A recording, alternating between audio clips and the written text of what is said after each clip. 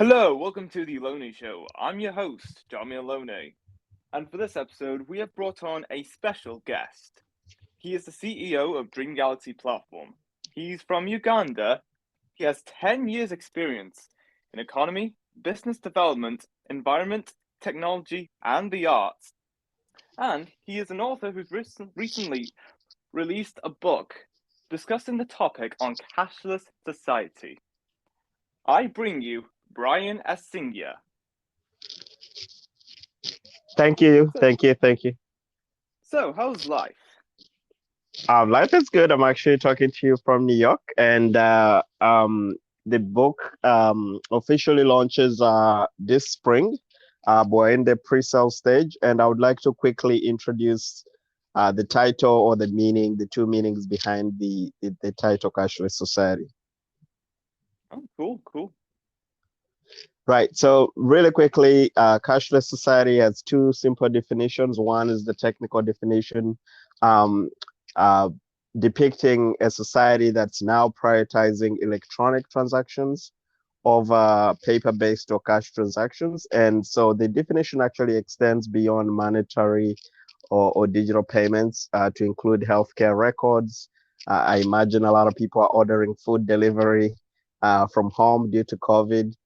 So prioritizing electronic or digital transactions over paper-based or cash transactions is the first definition. The second definition is somewhat more philosophical, which really imagines a society that moves beyond cash fast or or transactional sort of cash-based transactional experiences to really say how can we do value exchange based on fundamental values. And so the four main values that I discuss in the book are those around identity, which has to do with culture and language, trust, both human to human, but also, when you think about cybersecurity, trust, counterparty risk within systems. And then ownership is a big idea that I discuss in the book, both the traditional sort of equity shareholder ownership, but also ownership now in the new form where you could have fractional ownership from tokenization of different kind of assets.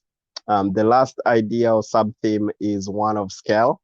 How do we create systems that are somewhat more accessible and more inclusive so that you're reaching more people and benefiting more people, as is the idea behind decentralized finance. Very interesting. What gave you the idea to make a book on this very topic?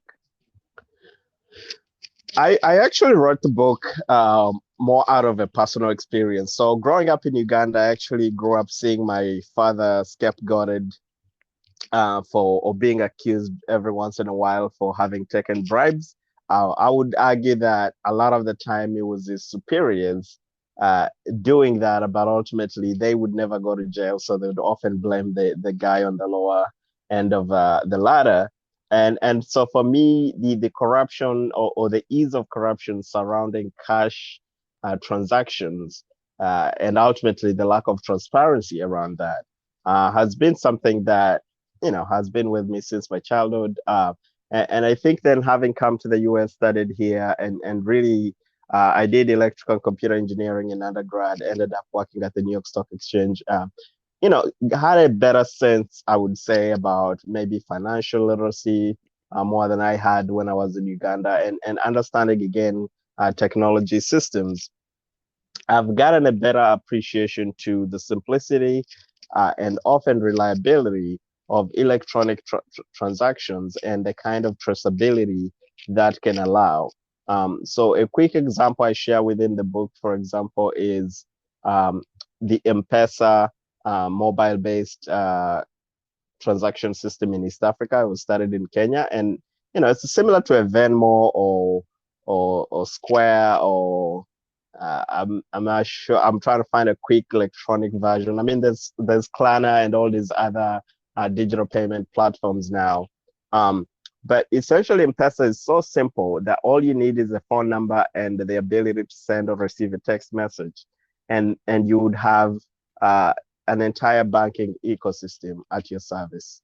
You can send money to your neighbor, you can send money to your local business and make purchases.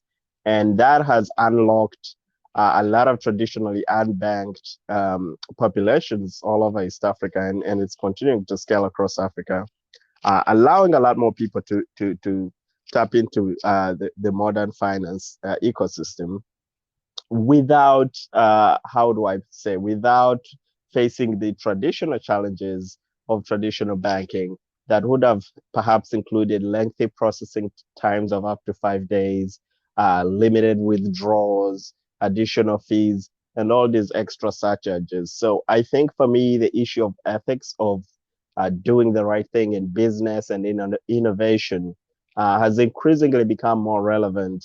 Uh, One, because of my own, as I mentioned, childhood background experience with it while in Uganda, and kind of seeing corruption all around me.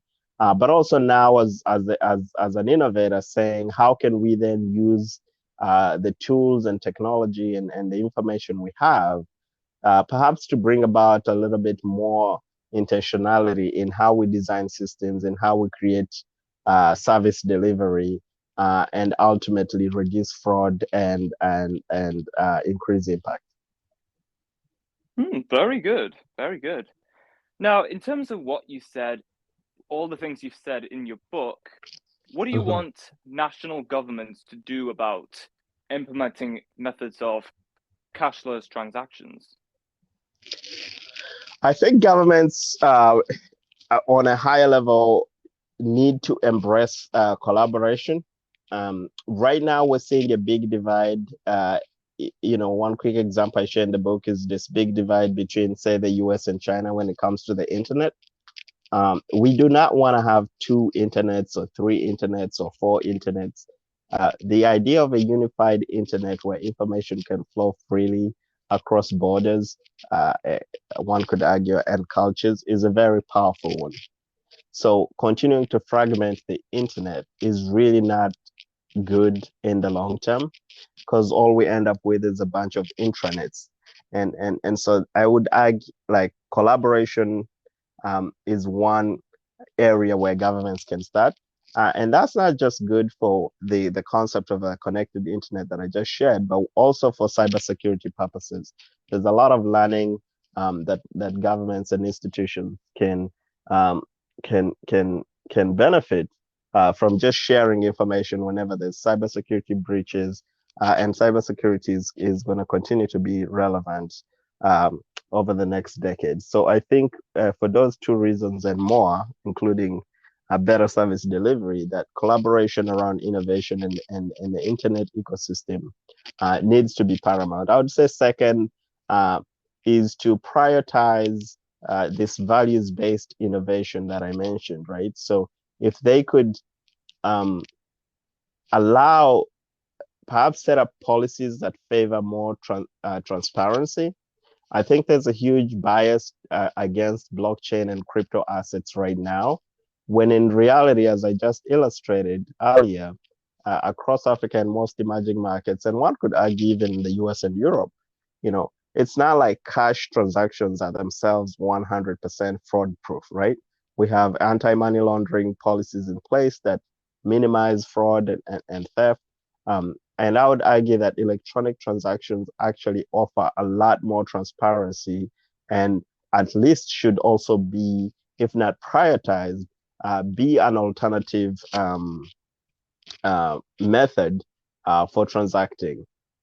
Since 2020, digital or contactless payments have seen an increase in 30% usage across businesses. And I think continuing to pass better policies like the US government just did recently, uh, allowing for transactions over $600 to be reported to the IRS, can really normalize and allow electronic transactions to be part of the normal business operational manual, and actually um, support the day-to-day service delivery across governments and also private institutions. So again, to reiterate, I would say intergovernmental collaboration, so that the politics is minimized within innovation. It's hard to do, but I think we could do a better job of that to at least defend the unified internet ecosystem we benefit from right now, rather than continuing to divide it and set up paywalls around it. And then second, supporting this inclusive innovation that really prioritizes effective service delivery, which can be achieved through um, electronic transactions that statistically, anytime you digitize an ecosystem from paper-based, you're cutting your costs by up to 80%. So there's a huge incentive from a cost savings perspective too for both governments and institutions. Oh, that's actually really good. I like that. Thank Now, you. when you grew up in Uganda, what was life like before you moved to the US in New York? I would say life for me was very comfortable. I was in school. I was a very curious student. So I ended up uh, uh, the school I was going to is one of the best. I wouldn't say it's the top in my country, but the current president and the current Rwanda president are both alumni. It's called Ntare School. So I was going to a good school at that time. I would say relatively politically stable. Still is to this day. I mean, there's always some political struggles here and there, but overall, it was a somewhat stable environment where I was able to acquire the right education I needed. And so coming to the US for me was more of a curiosity trip.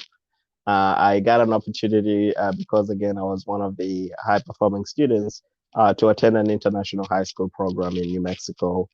They bring about 200 kids from around the world and really believe in this cross cultural immersion experience. So it was a 2 year residential learning experience that would be perhaps 11th and 12th grade on the US side. One could say um, senior 5 or 6 if you're more on the UK British system, which is what I was under at that time, British system of education in Uganda. Um, and so really coming on the US side was a big cultural transformation. But I also, for me, it was an opportunity to perhaps learn things I would otherwise not learn in Uganda. And at that time, I realized they had the electrical and computer engineering major here on the US side. Whereas I suppose in Uganda, you'd either pick one or the other. You could do electrical engineering and computer engineering, but not necessarily the two as a joint degree program.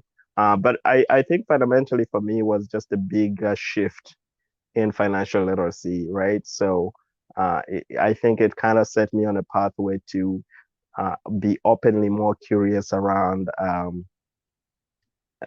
companies and setting up companies and capitalism and private ownership and stocks and shares and all these other things that I would later on um, learn to do or participate in.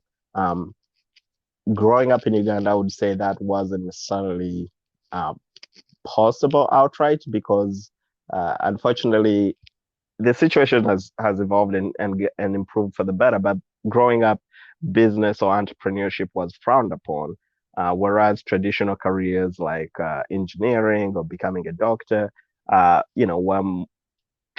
sort of the favorable path for parents to encourage their children to pursue. But I suppose I always had an interest in business.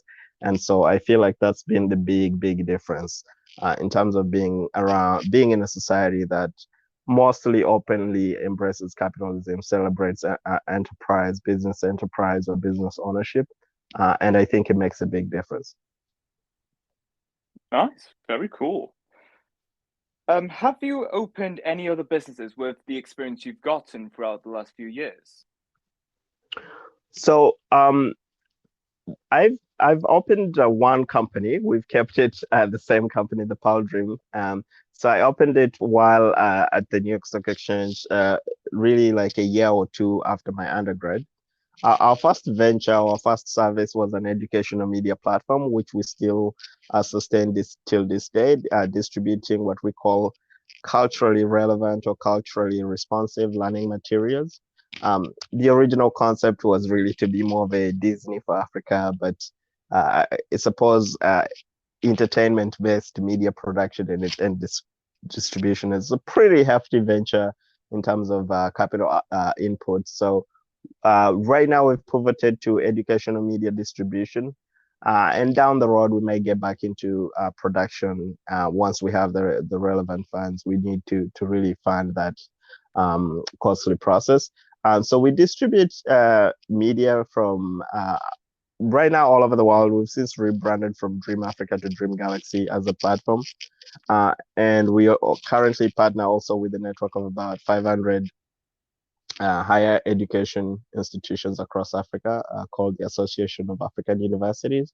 And so we continue to really focus on educating or the role of media in education and bringing about more awareness and hopefully foster more innovation and improve the situation in Africa and indeed in most emerging markets where there is a lot of talent, but sometimes mentorship and perhaps filling in the gaps so they can understand the little pieces that they might be missing is one way we're playing, we're helping with that.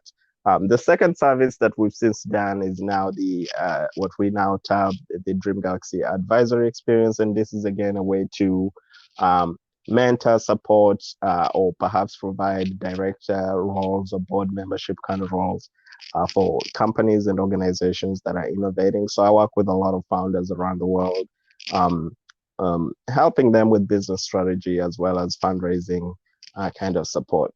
And then the latest service. So I would argue I've been mostly doing a lot of management consulting, both within my own company, but also now working with other innovators. And so the last piece that we just launched this year is the Cashless Society Investment Syndicate. And this is going to be really focused on bringing in investors to then directly invest in these companies or supporting innovators that are working on unique, what we call inclusive innovations across the world. Cool. Very, very cool. I'm actually loving this conversation. I love it. Thank you. Now, growing up, who had the biggest impact on you in terms of who inspired you?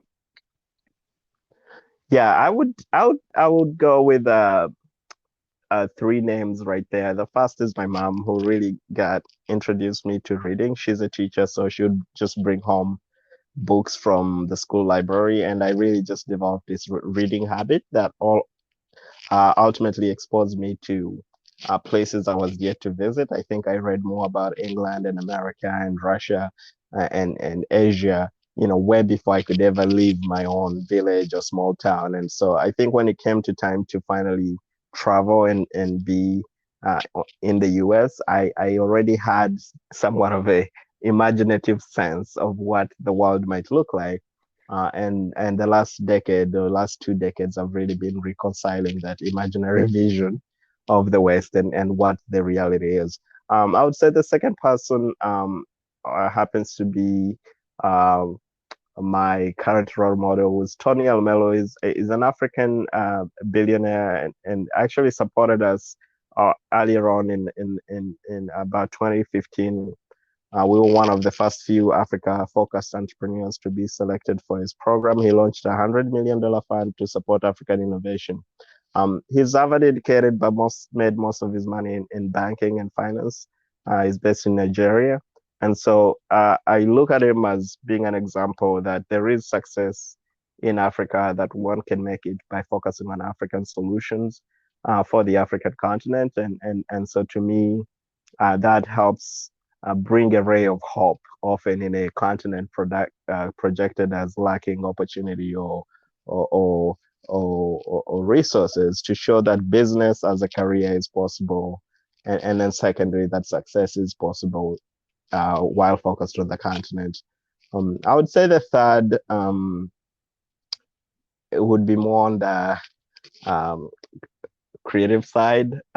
It's Nas, who is a hip hop artist, and I like his music because it's somewhat very poetic and prophetic in a way that he just kind of I think one of the songs that I really love a lot is two songs. Well, one is "If I Ruled the World," and it kind of pushes you to imagine what it would be like if you had the responsibility, right, to rule the world. But the second is "I Know I Can," which was geared towards young kids, kind of motivating them to stay away from drugs and sort of focus on just being better members of their community. And so I do think that the arts in general plays a critical role in influencing young minds and yeah, always been fascinated by his music and still listen to it to this day to just kind of remind me of my younger days, but also help me stay the path that I hope to pursue. Oh, interesting. Very interesting. Now, what was the longest plane journey you've ever taken? Ooh, I would say my very first one, 28 hours. So that's including stops, obviously. That's the Entebbe, Uganda. This is the airport in Entebbe Airport in Uganda. Um, Short stop to Nairobi. Then we made a short stop in Ethiopia, Rome. I think it was a little bit of Amsterdam, and then all the way back to the US, Dallas. So it's always interesting how, at least it was very confusing in the beginning, how the US is somewhat right next to Africa, at least on the western part of Africa, and yet you somehow have to go one way either towards Europe or towards Dubai or Asia to sort of make a around halfway around the world kind of trip back to the continental US. That's improving now with more direct flights. I think you can fly direct now from JFK, New York to Nairobi, Kenya. So I suppose it's getting better, but that's been my longest. And you? Well, the longest plane journey I've been was 12, I think it was 12 to 14 hours. I was going Wow, from London Heathrow to Sao Paulo's Grahulas Airport with visiting my family in Brazil. wow, Yeah. So it was like all across to the Atlantic. amazing. Sometimes I prefer to sleep lying flat down rather than sit up because sometimes I just find that uncomfortable. But yeah, 14 hours on a Yeah, plane journey from England to Brazil. But yeah, wow, it was a fun journey, really. And I also got yeah, to see usually see my family in Brazil every summer, here and now and then. Yeah, yeah. Perfect. Yeah, I mean, travel is great. Too bad, travel is limited right now, but I do think that travel and exposure to other cultures has been one of my greatest life experiences in terms of just learning about the world and meeting other people. Uh, and I yeah, always want to visit Brazil, so I think that's on my to-do for the next year or two. yeah. Now, which recent news stories have you found the most interesting? Yeah, as far as news stories, I would the one is more legislative. Again, as I just mentioned, the U.S. Finally beginning to provide clarity around these digital payments and how they might be taxed. Again, starting more with fiat kind of transactions, but again, targeting PayPal, the PayPals of the world, the Stripe payments, the Squares, um, you know, and then clarifying that, hey, any transaction over $600 needs to be reported to the IRS. Now, remember, historically, under old banking laws, it's usually transactions, especially for international remittances, uh, any amounts over $9,999, so about $10,000, were the ones that needed to be flagged. So I think that is helping stem or address the anti-money laundering concern that people have around crypto and other digital assets. And I think that will bring a little bit more clarity on how digital transactions can be handled from a tax reporting purpose, even though this, like I mentioned, is still targeting traditional fiat.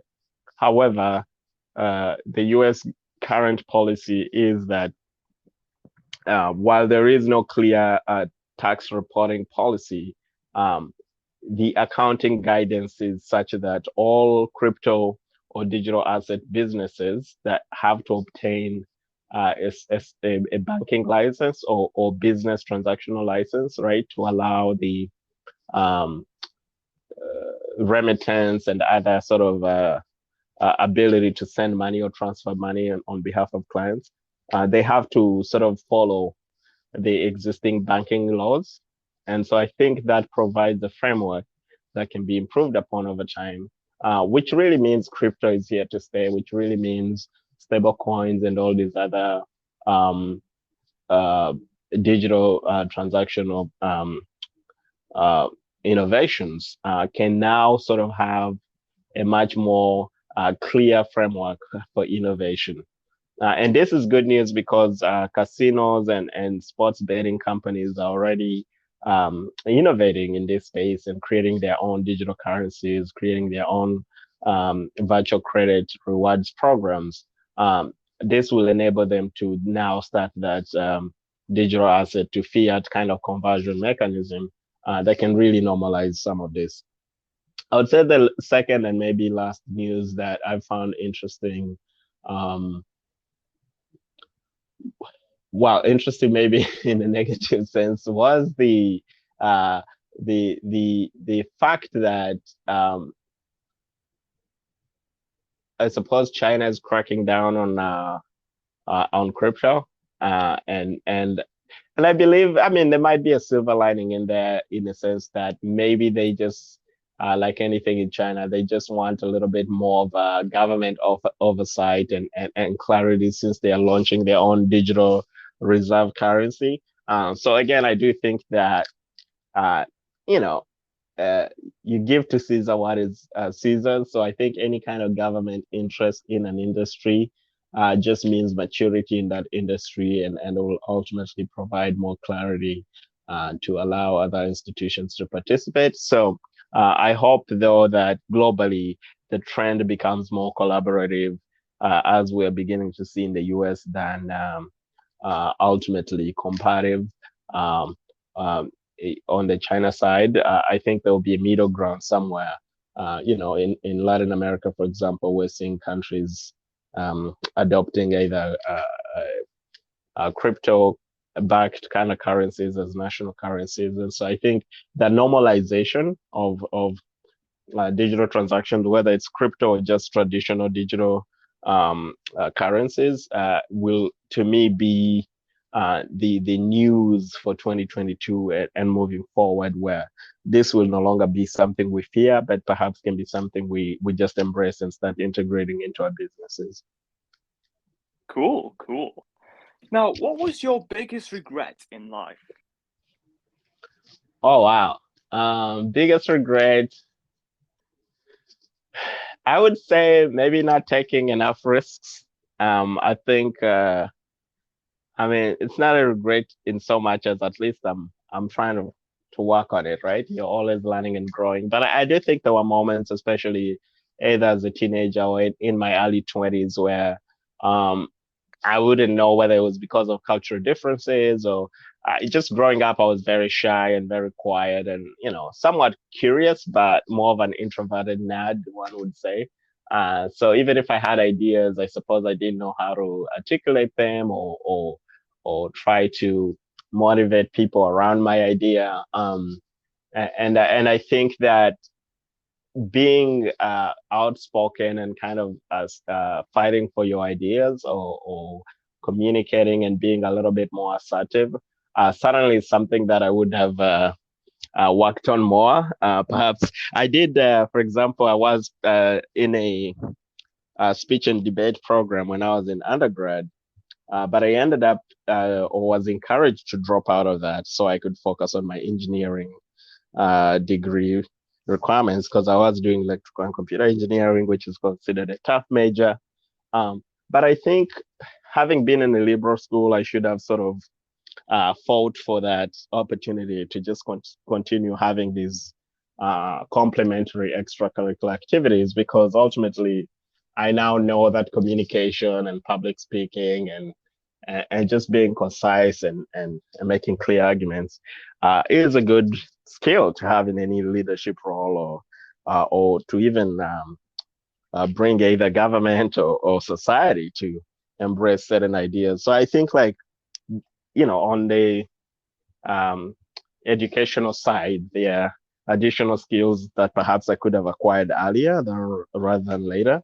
I think most recently, I would say it's hard to do with finance. So perhaps this would be, one could argue, the second regret. Sort of believing in myself more and sort of pursuing my idea. I think I wasted a few years trying to chase traditional capital financing, especially for my Africa focused idea. At a time when really a lot of people just didn't believe in Africa or didn't even understand the opportunities there. I think now everybody wants a piece of Africa, but I should have just focused the energy and time building, maybe rather than pitching and trying to get the money first before building. I think sometimes as an innovator entrepreneur, it's okay to just back yourself and believe in yourself and build and focus on the customer, rather than sort of the fantasized fundraising process that obviously it's good to have capital, but I do think that without the right balance, you can miss out on the innovation and the timing that you might need for your idea. Great. It was great. It was great having you here, Brian, and discussing on Cashless Society. That was amazing, really. Thank you. Well, that's all we have for this episode. Until next time, stay tuned for more. Thanks. You're welcome.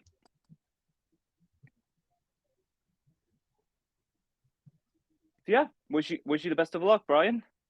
Cheers, and everybody, thanks for listening in. You can find me at brianasingia.com, and that's BrianAsingia. And it's the same handle on social media. So brianasingia.com or at brianasingia. Thanks, everybody. Cheers.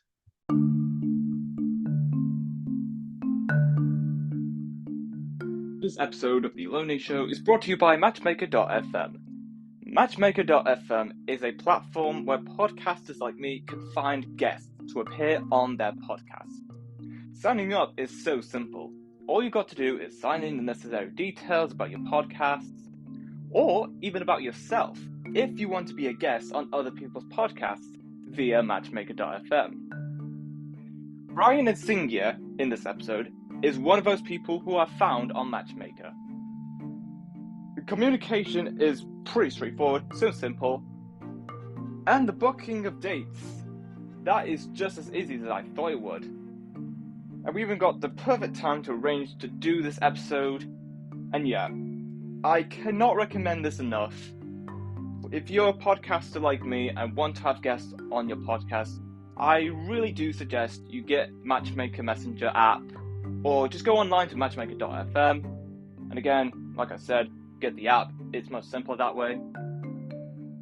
But if you do want to be in the next episode of The Lonely Show, do go online to matchmaker.fm, search The Lonely Show, send me a DM on that platform, and we can arrange a date where you can appear in the next episode of The Lonely Show. I know I said this once, but I'll say it again. Until next time, stay tuned for more.